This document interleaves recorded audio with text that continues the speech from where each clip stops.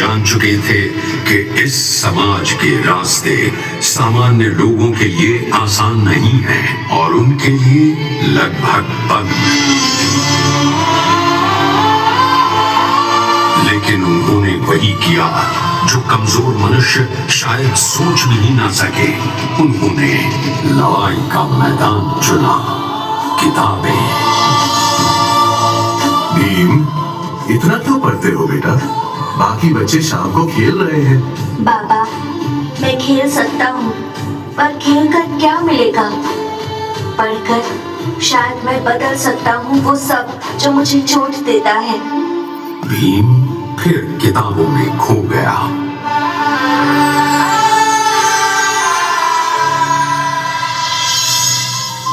भीमराव अब बॉम्बे, मुंबई में थे। स्कूल बड़ा था, बच्चे अधिक सभ्य लगते थे, पर छुआछूत का दानव यहाँ भी मौजूद था। एक बार विज्ञान का प्रदर्शन था, बच्चे प्रयोग कर रहे थे। भीमराव अपने ग्रुप के पास पहुंचे ही थे कि एक बच्चा चिल्लाया, अरे भीम, मत छूना, हमारा सामान अपवित्र हो जाएगा। हाँ, इसे दूर रखो, ये अलग है। अलग? कैसे? क्या मेरे हाथ तुम्हारे हाथों जैसे नहीं? क्या मेरा खून लाल नहीं? बच्चे चुप हो गए। शिक्षक दूर से देख रहे थे, पर कुछ बोले नहीं। भीमराव उस दिन घर लौटे तो उनके कपड़े तो सूखे थे, पर मन बिल्कुल भीगा हुआ था। पर उसी स्कूल में एक शिक्षक थे, कृष्ण काशीबा। उन्होंने भीमराव को बुलाया। भीम, आज तुम्हारी आंखें बुझी बुझी क्यों हैं? भीमराव ने पहले चुप्पी साधी, फिर टूट पड़े। गुरुजी, क्या मैं सच में अलग हूँ? क्या मैं मनुष्य नहीं? अगर मैं इतना बुरा हूँ तो फिर भगवान ने मुझे दिमाग क्यों दिया? कृष्ण काशीबा हिल गए, उनकी आंखों में आंसू थे। नहीं भीम, जो ये दुनिया नहीं देख पा रही है, मैं देख रहा हूँ। तुम पत्थर नहीं, अग्नि हो। और याद रखना, अग्नि चाहे कितनी भी रोकी जाए, जलने का रास्ता खुद बना लेती है। लेकिन याद रखें, ज्वाला जहां सब कुछ स्वाहा कर सकती है, वही रोशनी का स्रोत भी हो सकती है। तुम्हें ये चुनना है कि अपने अंदर आग का तुम कैसे प्रयोग करते हो। ये वाक्य भीमराव की जीवन यात्रा का प्रारंभिक ईंधन बन गया।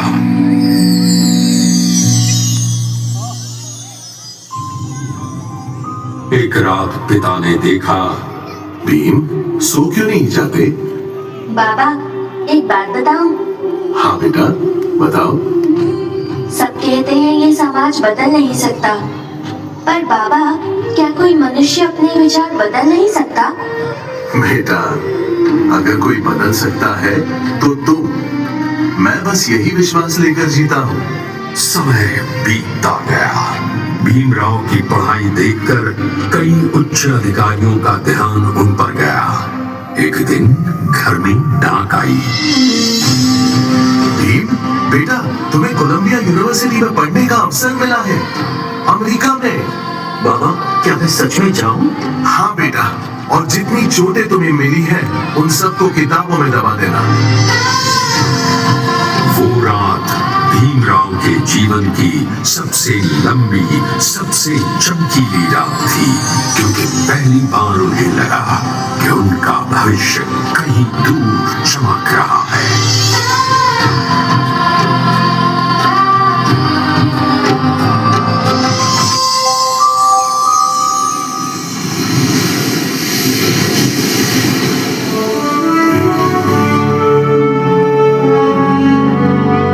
समुद्र बड़े लोगों के लिए रोमांच होता है, पर छोटे लोगों के लिए डर। पर भीमराव के लिए ये दोनों ही नहीं था।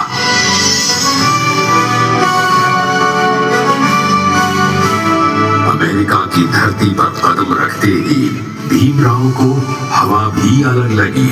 शायद आजादी की थी। न्यूयॉर्क की सड़कों पर लोग अलग अलग रंग, भाषा और संस्कृति के थे, पर एक बात नई थी, किसी की आंखों में भीमराव के लिए घृणा नहीं थी। एक दिन विश्वविद्यालय के गेट पर एक गोरी महिला मदद के लिए आगे बढ़ी। Excuse me, sir. Are you new here? Need help finding the library? Bhimrao एक क्षण के लिए चौंक गए। किसी अजनबी ने उन्हें सर कहा था। Yes, library. I want to go there. महिला मुस्कुराकर बोली। Follow me. एक प्रोफेसर दूर से देखते हुए बोले, You must be Mr. Ambedkar. I heard about you. Yes, sir. I am Ambedkar from India. From India? I hear you've overcome many struggles to reach here. Struggle is the only thing I have known since childhood. Professor उनकी आंखों में गहराई तक झांकते हैं। Then remember, this struggle shapes giants.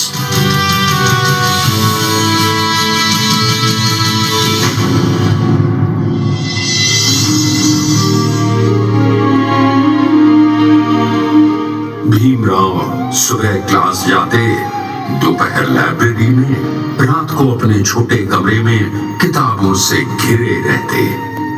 एक दिन उनके roommate ने हंसकर कहा, Ambedkar, do you ever sleep? Sleep belongs to people who don't have a war to fight. War? Which war? A war against ignorance. A war against injustice. Roommate थम गया। वो नहीं जानता था कि ये युवा भारतीय कितनी सदियों के जख्म लेकर यहाँ पहुंचा है। विदेश में भीमराव को पहली बार महसूस हुआ कि स्वतंत्रता का सुख कैसा होता है। कोई ऊंच नीच नहीं पूछ रहा था, किसी की बोतल से पानी पी सकते थे, किसी के बगल में बैठ सकते थे, किसी के साथ खाना खा सकते थे। Ambedkar, your analysis is sharper than most scholars here. Sir, pain sharpens the mind. कुछ वर्षों बाद भीमराव को उनकी डॉक्टरल थीसिस पर गोल्ड मेडल मिला। पुरस्कार समारोह में प्रोफेसर ने कहा, Mr. Ambedkar, you are not just brilliant, you are historic.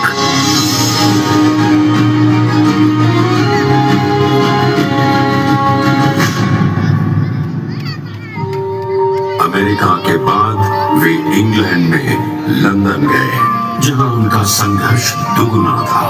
न नौकरी, न पैसा, न कोई सहारा। एक बार महीने भर वे सिर्फ ब्रेड और चाय पर जिए। एक दोस्त ने पूछा, Ambedkar, why don't you take rest? Rest? People like me rest only after the world changes. भारतीय धरा पर लौटना, अब अकेले नहीं, हथियार लेकर। उन्होंने धीरे से कहा,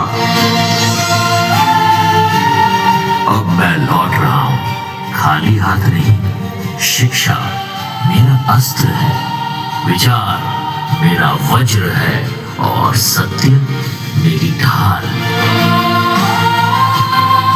भीमराव ने धरती पर कदम रखा, मिट्टी को छुआ, हल्के से माथे से लगाया। यही मेरी जमीन है, यही मेरा रण क्षेत्र। भीम, मेरा बेटा लौट आया। भीमराव झुककर पिता के पैर छूते हैं। बाबा, मैं खाली हाथ नहीं आया। अब मेरे पास शब्द है, विचार है, तर्क है, इतिहास है। अब लड़ाई बराबरी की होगी बाबा। राम जी की आंखें भर आती हैं। बस बेटा, अपना आपा मत खोला। तुम आग हो, पर आग भी अगर संयमित हो तो सूरज बनती है। बाबा, मैं सूरज नहीं बनना चाहता। मैं चाहता हूं कि हर झोपड़ी में एक छोटा सा दीपक जल सके।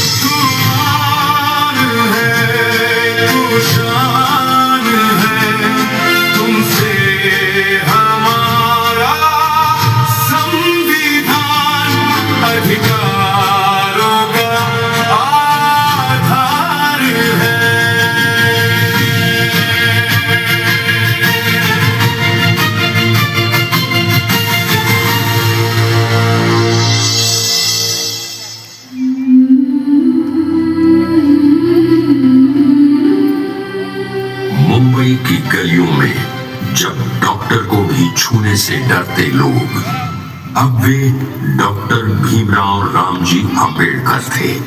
नाम के आगे डॉक्टर लग गया था, पर समाज की नजर में अभी भी वही पुरानी जाति। एक दिन वे किसी सरकारी दफ्तर में गए। फाइल में सुझाव लिखने थे। क्लर्क ने नाम पढ़कर कहा, अंबेडकर, आप वही है ना जो विदेश से पढ़कर आए हैं? जी मैं ही हूँ। आप उसी जाति के हैं ना? आपको किस जाति का सुझाव चाहिए, मनुष्य का या किसी खास वर्ग का? क्लर्क अवाक रह गया, जुबान पर ताला। पहला भाषण जब शब्दों ने भीड़ में आग लगा दी। तुम लोग मुझे बाबा साहेब कहते हो, पर जब तक तुम शिक्षा नहीं पाओगे, संगठित नहीं होगे, अन्याय के खिलाफ आवाज नहीं उठाओगे, तब तक मेरा नाम कुछ भी हो, तुम्हारी जिंदगी नहीं बदलेगी। याद रखो, शिक्षित बनो, संगठित रहो और संघर्ष करो।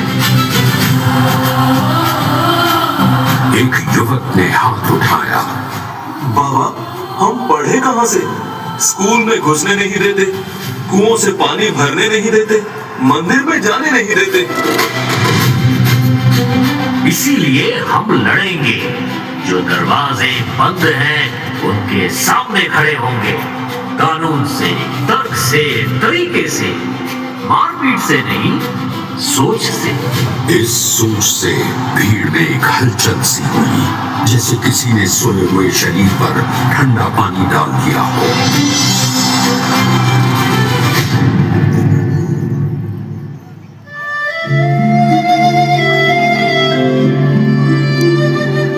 महाराष्ट्र का एक छोटा सा कस्बा महाड़, वहां एक सार्वजनिक तालाब, चवदार तालाब।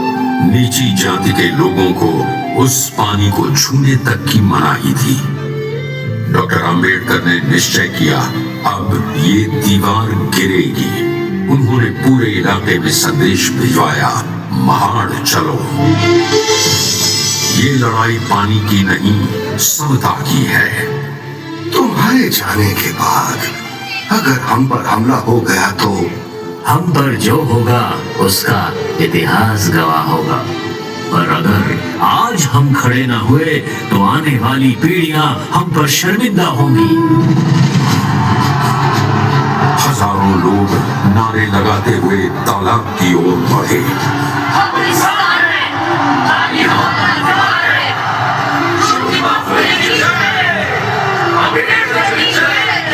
तालाब के पास ऊंची जाति के लोग रोष से भर उठे थे। कुछ ने पत्थर उठाए, कुछ ने गालियां दी। एक युवा दलित लड़की ने डरते हुए कहा, बाबा, क्या सच में हम पानी छू सकते हैं? अंबेडकर ने मुस्कुराकर कहा, बेटी, तुम इंसान हो, तुम्हारा अधिकार है। आज अगर तुम डर गई तो आने वाली तुम्हारी बेटियां भी डरेंगी। डर को यही तालाब में छोड़ दो। डॉक्टर अंबेडकर आगे बढ़े। उन्होंने पानी की सतह पर नजर डाली, जैसे सदियों की परतें दिख रही। उन्होंने दोनों हथेलियों में पानी भरा, अपने मुंह तक ले गए और पी लिया।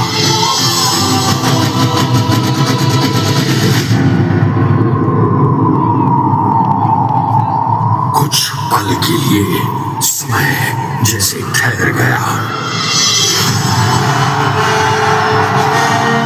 फिर एक साथ हजारों हाथ आगे बढ़े, सबने पानी को छुआ, अपने मुंह से लगाया और रो पड़े।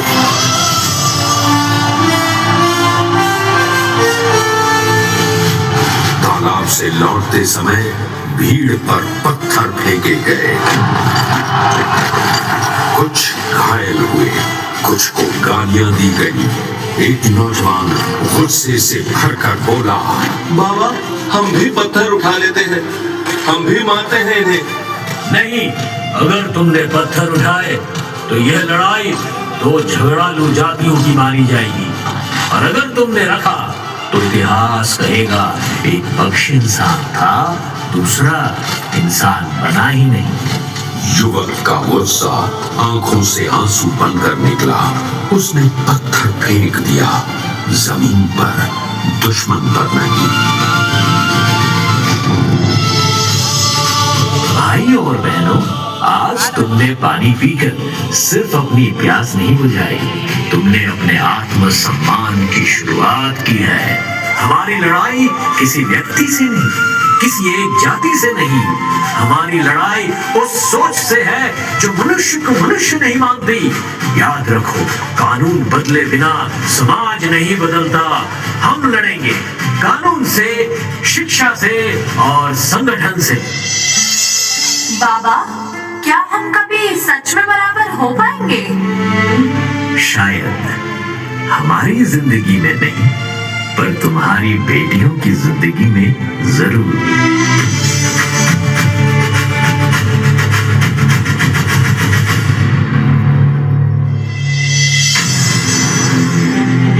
महाड़ के बाद डॉक्टर अंबेडकर ने लेख लिखे, कानूनी दलीलें दी, समाज को झकझोरने वाले भाषण दिए। एक अदालत के बाहर एक साथी वकील ने तंज कसा, अंबेडकर, तुम्हें क्या लगता है कागजों से समाज बदल जाएगा?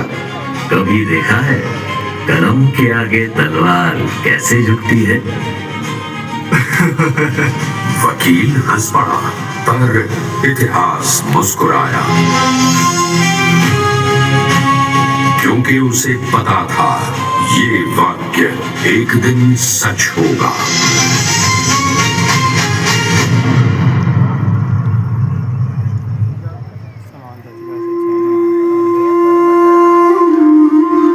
पत्रिकाएं और विचारों की क्रांति। एक युवा पाठक ने उन्हें पत्र लिखा। अंबेडकर ने पत्र पढ़कर धीरे से अपने आप से कहा, यही तो चाहता हूं मैं कि तुम सोचो, डरना छोड़ दो। समय के साथ दलित समुदाय ने अंबेडकर को अपना नेता मानना शुरू किया। एक छोटी सभा में कुछ बुजुर्ग आए। बाबा, आप हमारी आवाज हैं, आप हमारे नेता बनिए। मैं नेता नहीं बाबा, मैं तुम्हारा प्रतिनिधि हूँ, और जब तक तुम खुद नहीं उठोगे तब तक मेरी आवाज अधूरी रहेगी।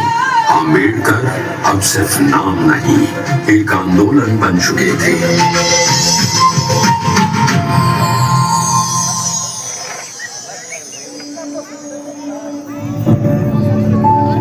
पूना पैक्ट। जब राजनीति और दर्द आमने सामने हुए, साल था 1932। ब्रिटिश सरकार ने अलग निर्वाचन क्षेत्र की बात रखी, जहां दलित लोग सिर्फ दलितों को वोट दे सके। गांधी जी ने इसका कड़ा विरोध किया। उन्होंने यरवड़ा जेल में अनशन शुरू कर दिया। देश तीव्र संकट में था। एक तरफ महात्मा गांधी की जीवन की बाजी, दूसरी ओर अंबेडकर के समुदाय का राजनीतिक भविष्य। ये संघर्ष सिर्फ राजनीति नहीं, भावनाओं का ज्वालामुखी था। यरवड़ा जेल का कमरा, अंबेडकर गंभीर, शांत, गांधी जी क्षीण पर दृढ़। डॉक्टर साहब, आप जानते हैं भारत विभाजित नहीं रहना चाहिए। अलग निर्वाचन देश को तोड़ देगा। बापू, हमें सदियों से भारतीय समाज ने ही तोड़ा है। हम अलग नहीं हुए, हमें अलग किया गया है। तो आपका समाधान क्या है? समाधान बराबरी है, दया नहीं। हम वोट नहीं चाहते, हम इंसानियत चाहते हैं। बाबू, आपकी मृत्यु का बोझ मैं अपने लोगों पर नहीं डाल सकता। हम समझौता करते हैं, पर याद रखें, हमारी लड़ाई खत्म नहीं हुई है। ये था पूना पैक्ट।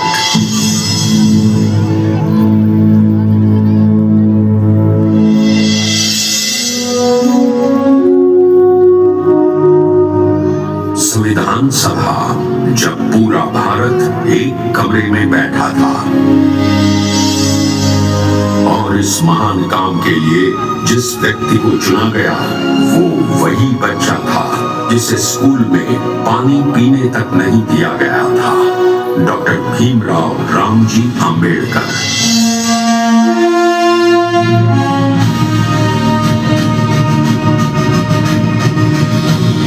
स्वतंत्र भारत के निर्माण के लिए बनी संविधान सभा में डॉक्टर भीमराव रामजी आंबेडकर ने संविधान की आलेखन कमेटी की अध्यक्षता की।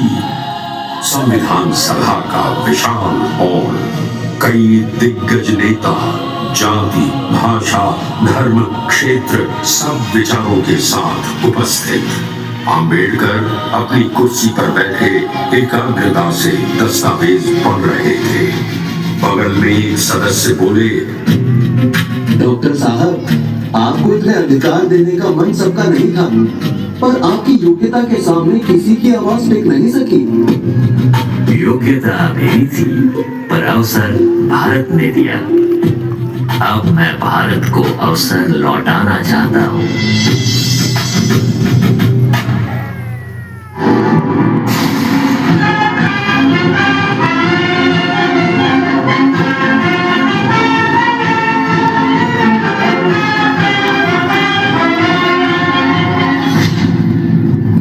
की आजादी के ठीक बाद साल 1947 देश खुश था पर बेहद उलझा हुआ भी,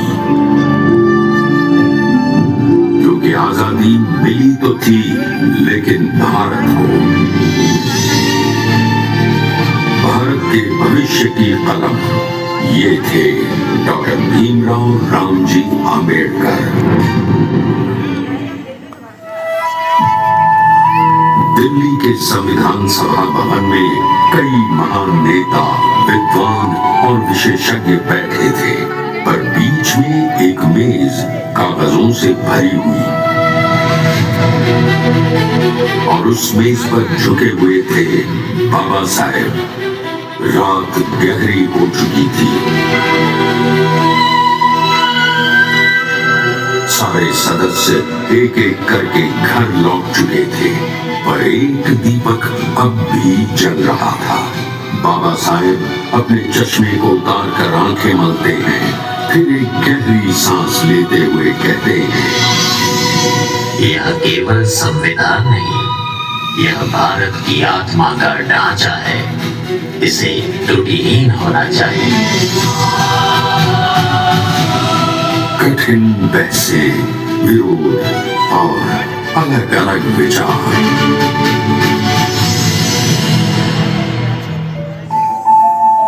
भारत विविधताओं का देश है। हर राज्य, हर धर्म, हर जाति, हर विचारधारा की अपनी मांगें थी। कहीं अल्पसंख्यकों की सुरक्षा की चिंता। एक दिन बैठक में तीखी बहस छिड़ी। किसी ने कहा, डॉक्टर अंबेडकर बहुत अधिकार दे रहे हैं, इतनी स्वतंत्रता दी तो देश संभलेगा कैसे? बाबा साहेब ने शांत होकर उत्तर दिया, स्वतंत्रता कभी बोझ नहीं होती, अन्याय बोझ होता है। मेरा संविधान स्वतंत्रता को नींव बनाकर ही टिक सकता है।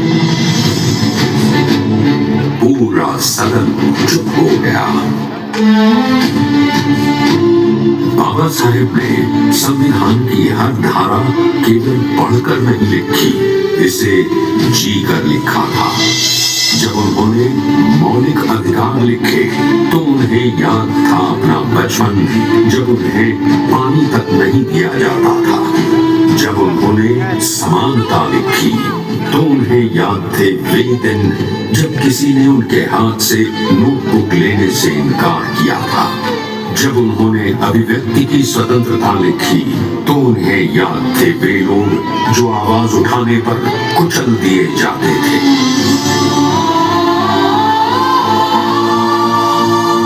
2 साल 11 महीने और 17 दिन, इतना समय लगा भारत का संविधान तैयार होने में।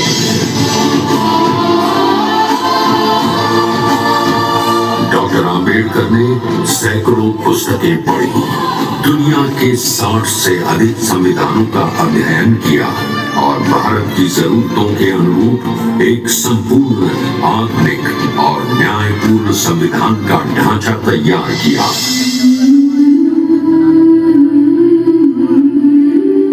जब अंतिम मसौदा उनकी मेज पर आया, वे कुछ देर उसे देखते रहे, जैसे कोई पिता अपने बच्चे को पहली बार देखता है। फिर धीरे से बोले, अब भारत किसी की दया नहीं मांगेगा, भारत अपने अधिकार लेकर जिएगा। 26 नवंबर 1949, ऐतिहासिक दिन। संविधान कितना ही अच्छा हो, अगर उसे जलाने वाले अच्छे ना हो तो वह बुरा साबित होगा, और फिर समाज अपनी सोच नहीं बदलेगा तो दुनिया का कोई भी संविधान हमें इंसान नहीं बना सकता। उनके शब्द गूंज उठे। डॉक्टर भीमराव रामजी आम्बेडकर ने संविधान केवल लिखा नहीं, उन्होंने भारत के लिए वो भविष्य लिखा जिसमें हर इंसान सिर ऊंचा उठाकर जी सके। उनकी कलम ने इतिहास बदला और उनके विचार आज भी भारत का मार्गदर्शन करते हैं। संविधान निर्माण के बाद भी उनका संघर्ष रुका नहीं। डॉक्टर आम्बेडकर ने हिंदू को बिल प्रस्तुत कर नए भारत के निर्माण में महिला अधिकारों का नया अध्याय प्रस्तुत किया।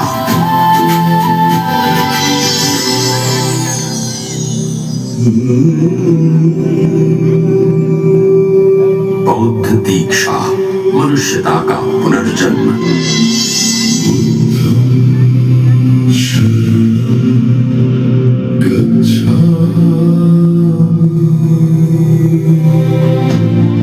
मैं वह धर्म चुनता हूँ जो मनुष्य को मनुष्य समझता है। बौद्ध धर्म मेरे लिए दया, करुणा और समानता का मार्ग है।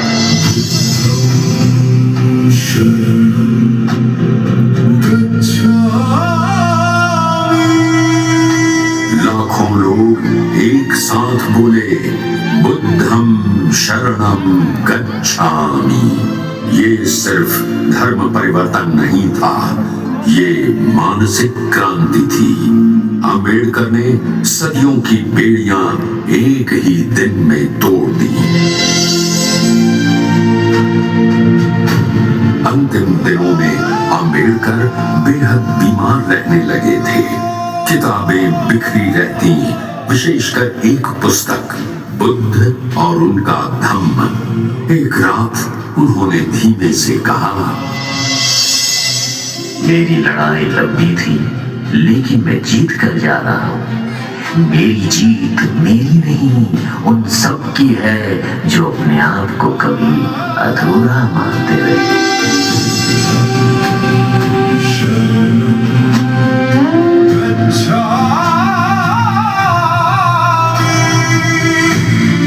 उनके ये शब्द उनका अंतिम संदेश था।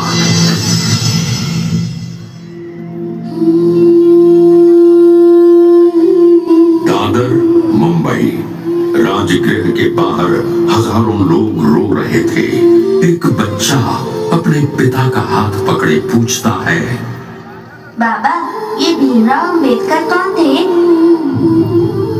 बेटा, ये वही आदमी था जिसने हमें बताया कि हम भी इंसान हैं। ये वही था जिसने संविधान लिखा ताकि हर बच्चा तेरे जैसा सवाल पूछ सके।